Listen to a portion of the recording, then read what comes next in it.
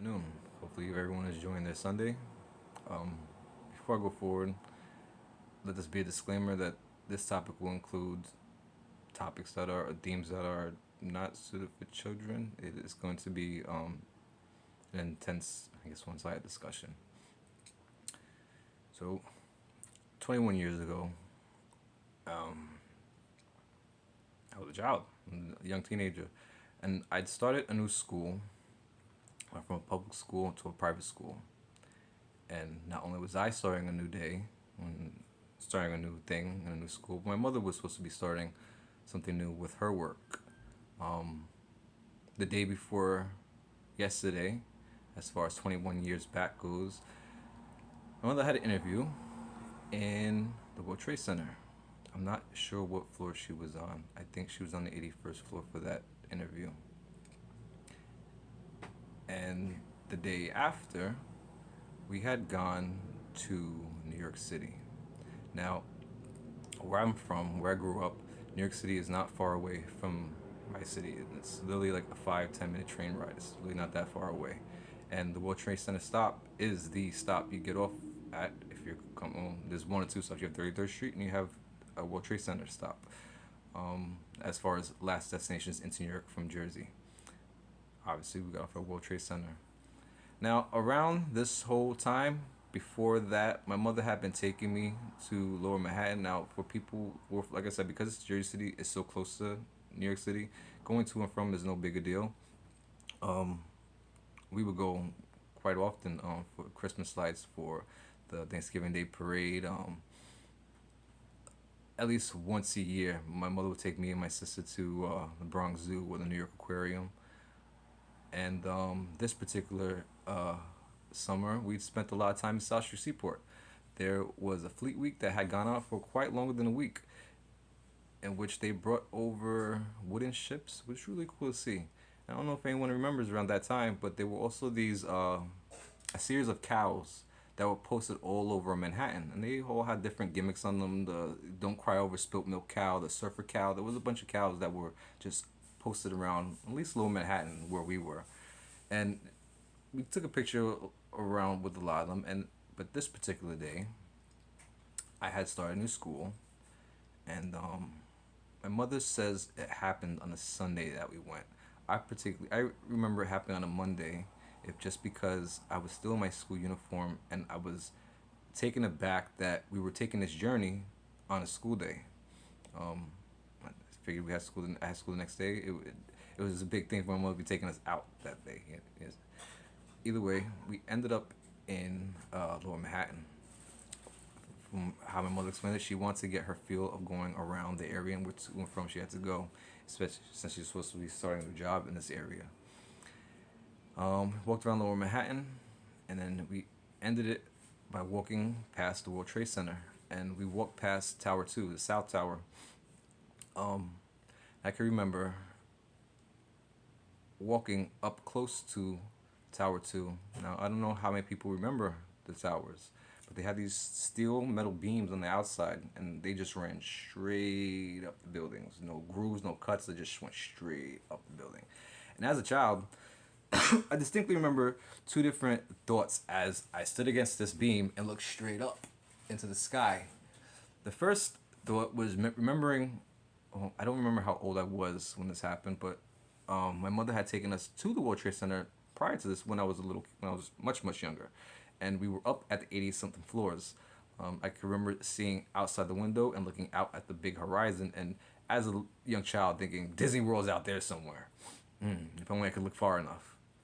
That was the one thought that went through my mind at that point. The second thought was, well, my father had owned a Toyota Supra 92 at the time, and it's pretty powerful, fast, interesting car. I loved it.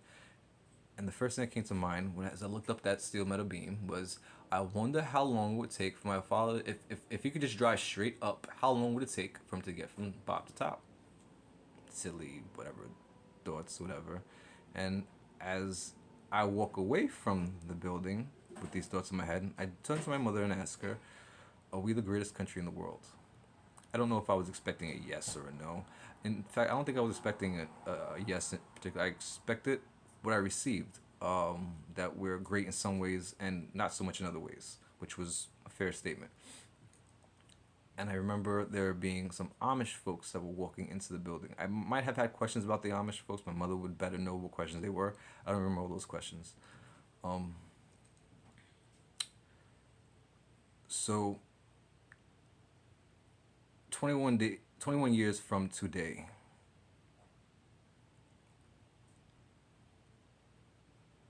I was, it was obviously it was morning. I was in math class, and our classroom window faced the north of the building. Now in Jersey City, uh, New York City is to the east of Jersey City. So if looking north, you wouldn't see New York City. And we were pulled out of this classroom. Now this wasn't my homeroom teacher. This was my math teacher, and we were pulled out of this classroom with news that the World Trade Center had been struck, as well as the Pentagon, and we were sent back to our homerooms. My homeroom faced east, so we had a clear view of the city skyline. Both buildings are in flames. Both buildings are in smokes, and it was unreal. It.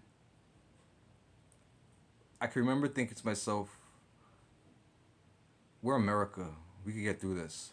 Surely we have helicopters and whatnot that drop water." It didn't dawn on me that these helicopters that bring water to put out fires, they happen in areas where there are forest fires. So we wouldn't have anything like that on this side of the world, on this side of the country. It didn't dawn on me that might be the case. What I assumed was, we're America. We can get through this. We can get through this. And mid thought of that, Tower Two goes down. How I remember, it looked as though from where I sat, somewhere along the 50 something floors, something went out and then it went down. I was sat closest to the window, and pardon.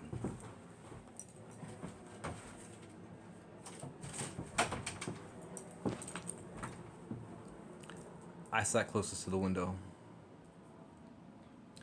and in front of me was us, another student, Christine, and behind me was Carlos. I don't remember if Carlos was in the classroom at the time. I think Carlos had stepped out because he had a family emergency that had something to do with the buildings. I don't know all of it. Um,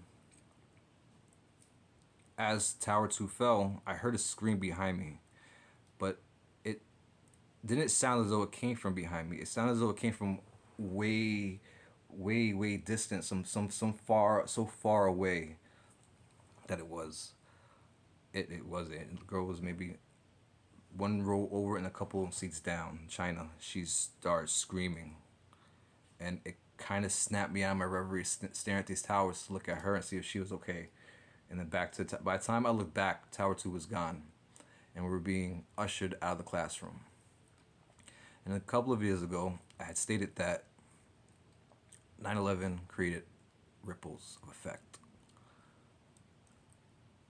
As a child, as a young teen, I didn't understand what these ripples were. I didn't even understand that I was seeing them as they were unfolding. As an adult, looking back in retrospect, I could see where those ripples were. Looking back, we were moved from our classroom to the classroom that was just across from it.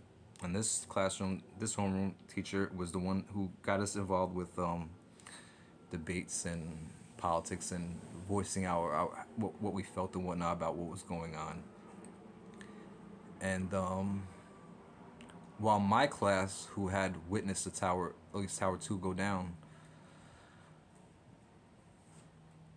the majority of us, if were quiet.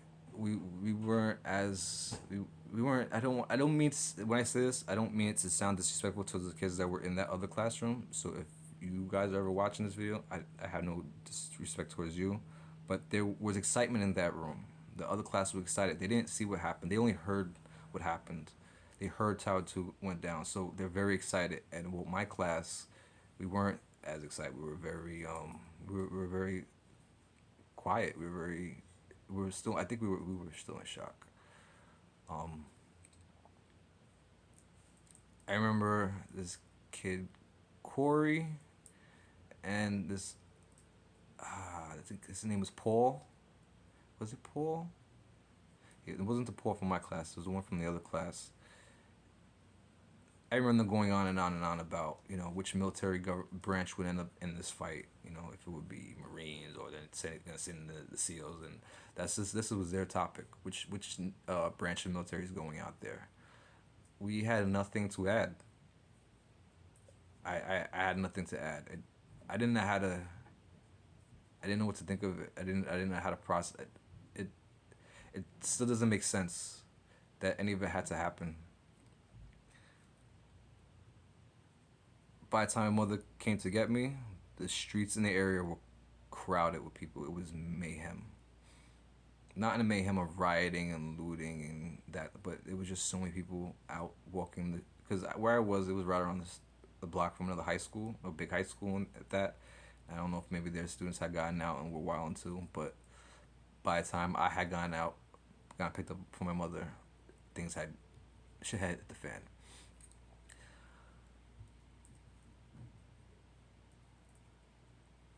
Um,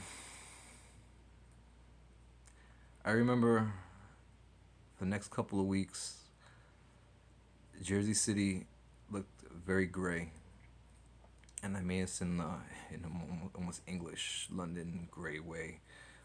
Not gray as in the sky was gray. I mean gray as in the buildings. There was so much dust and debris that just painted our city.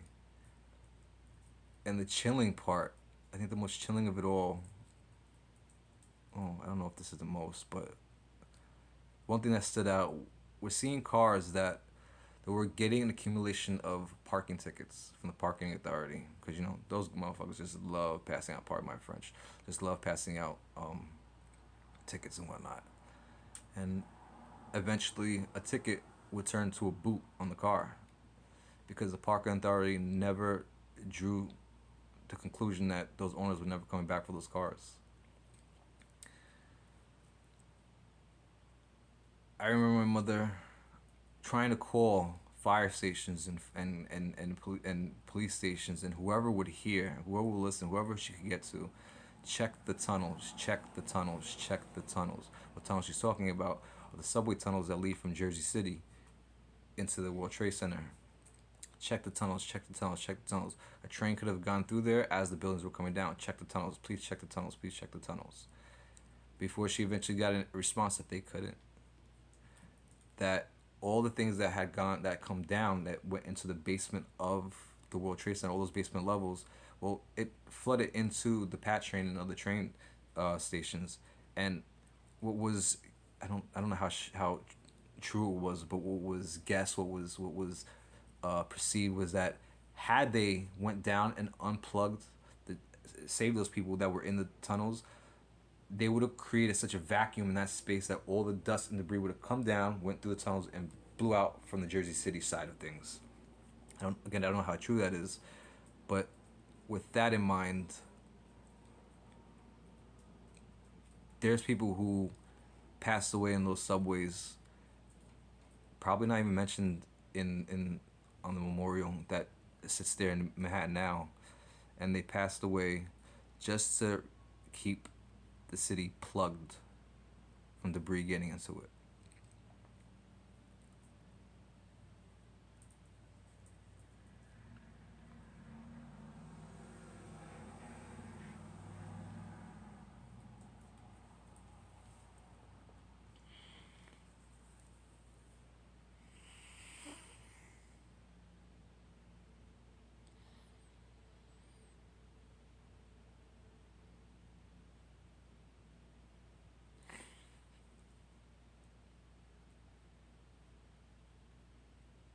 For the life of me, I can't understand how any news or media outlet would ever suggest that the things that happened on this day were a lie, that they were untrue.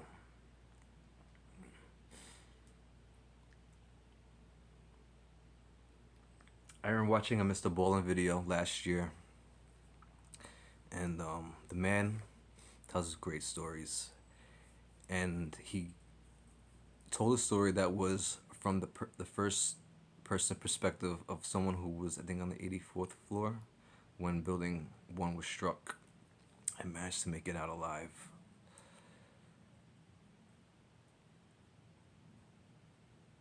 And he expresses that when the man reached the bottom floor, the sea that welcomed him.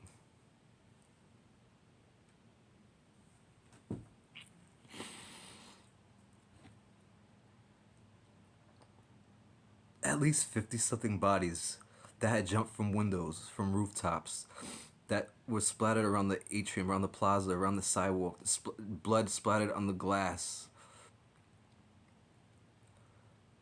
It was truly a horror scene.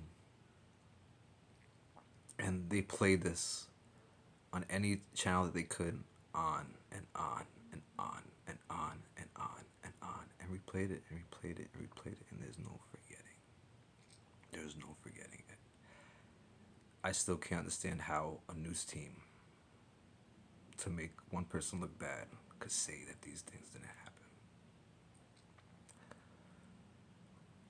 That those families didn't exist. That those people were not.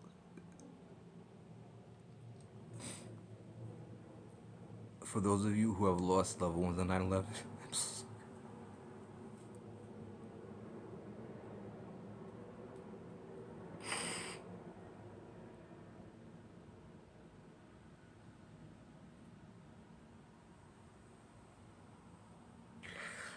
I'm so sorry. Don't go through life with survivor's guilt. There was nothing you could do. There was nothing you could say. If you lost, a lover who went into those buildings to fight those fires, I know there's some people who are sitting home with that. They're proud of their husbands. They're proud of their fiancés. They're proud of their sons and their fathers. And they're sitting back wondering, why didn't you just come home? Don't sit with that guilt. Don't sit with that guilt. Don't, please.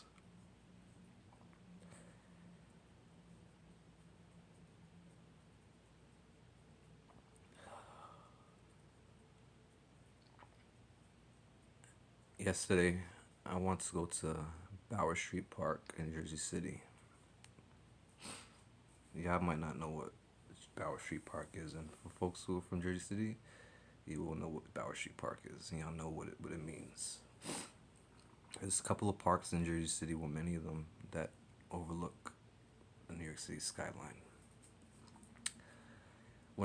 Before I moved to that new school, I was in another school. In that other school, I was on the top floor.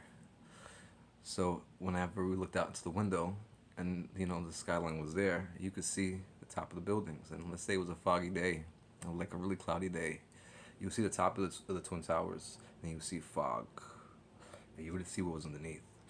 And then when you went to Bower Street Park, which overlooked Hoboken and then the city, you would see the underside of the buildings, not the top because of the fog. I want to go to Bower Street Park. I want to light a candle and leave it there, as we would have the year before, and the year before, and the year before, and every year that's passed since it happened. I didn't get to do it. I didn't get to go yesterday.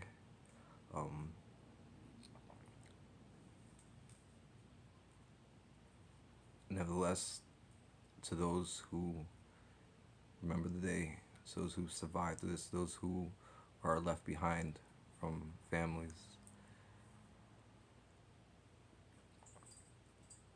never forget, you have heroes in your family. You have heroes as angels. I cry with you. I feel with you. I love you. Y'all be well. Y'all have a good day.